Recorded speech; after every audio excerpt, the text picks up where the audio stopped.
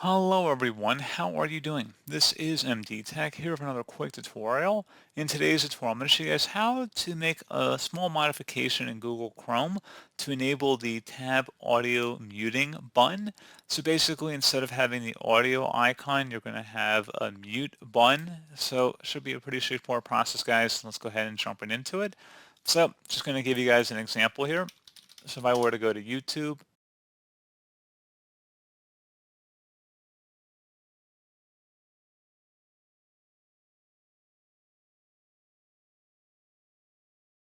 so on my channel page here, you can see we have a little volume icon up at the top.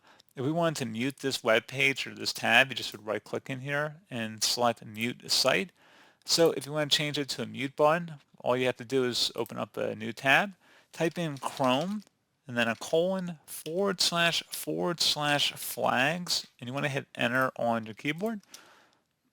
And now in the search flags field, type in tab audio, and best result should come back with tab audio muting UI control.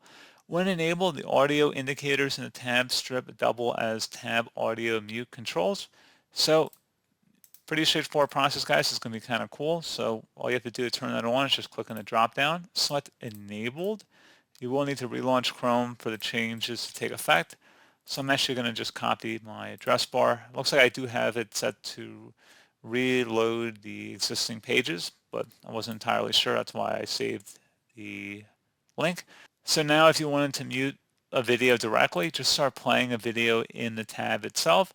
And if you just clicked on the audio icon, so now it'll just mute or unmute just by clicking on the icon itself. No need to right click on the tab and then unmute or mute it. So pretty straightforward process, guys. Just saves you a couple clicks. As always, thank you for watching. Do I was able to help you out, and I do look forward to catching you all in the next tutorial. Goodbye.